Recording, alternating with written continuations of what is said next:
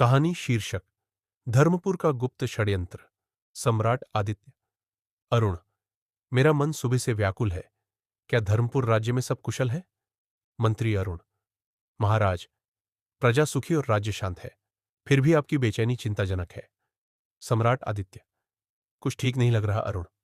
सेनापति तेजवीर को कहो पूर्व दिशा में सैनिक भेजे, वहां कुछ अनहोनी छुपी है। रानी वैदेही। महल में कुछ विचित्र हलचल है, क्या किसी ने कुछ संदेहजनक किया है? रानी मां। अरुण का व्यवहार बदला बदला लग रहा है, सावधानी बरतो, मुझे उस पर संदेह है। एक गांव में किसान। जमींदार विक्रम हमें बेवजह सताते हैं महाराज। सम्राट आदित्य। विक्रम, तुम्हें दरबार में उत्तर देना होगा। दरबार में। विक्रम। महाराज, ये सब झूठ है। सम्राट। तुम्हारी संपत्ति जब्त कर किसानों में बांटी जाएगी। रानी मां। अरुण की नीयत साफ नहीं लगती, हमें उसे रंगे हाथों पकड़ना होगा। अरुण, छिपकर राजा को योजनाओं में उलझा दिया जाएगा।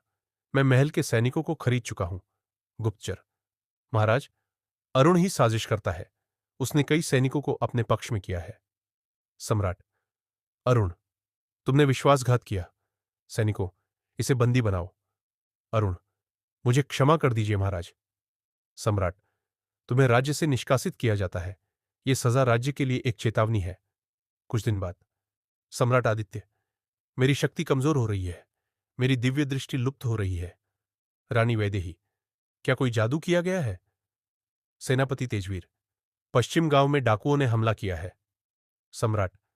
अब मुझे स्वयं जाना होगा। युद्ध होता है, डाकुओं को हराया जाता है। रानी मां। यह सामान्य बात नहीं, किसी ने आपकी शक्तियों को चुरा लिया है। रानी वैदेही। जादूगर वागीश को बुलाओ, वह समाधान देगा। वागीश। महाराज को विशेष यज्ञ करना होगा, तभी शक्ति वापस आएगी। अरुण और शिवकुमार की योजना। अरुण। राजा कमजोर है, अब हमला करना होगा। शिवकुमार। हमें रुकना नहीं है। यज्ञ के दौरान। रानी। हमें यज्ञ को हर हाल में पूरा करना होगा। शिवकुमार। इस यज्ञ को रोक दो। तेजवीर। मैं उसे रोकूंगा। आखिरी युद्ध अरुण, यह राज्य अब मेरा है। रानी। तुम्हारा जादू अब नहीं चलेगा, सच्चाई की शक्ति सबसे बड़ी है। सम्राट। मेरी शक्ति नहीं, मेरी इच्छा शक्ति जीवित है। सैनिक अरुण और उसकी सेना को घेर लेते हैं। अरुण। मुझे माफ कर दो, मैंने गलती की। सम्राट। अब देर हो चुकी है, तुम्हें कारावास भेजा जाता है। कुछ समय बाद।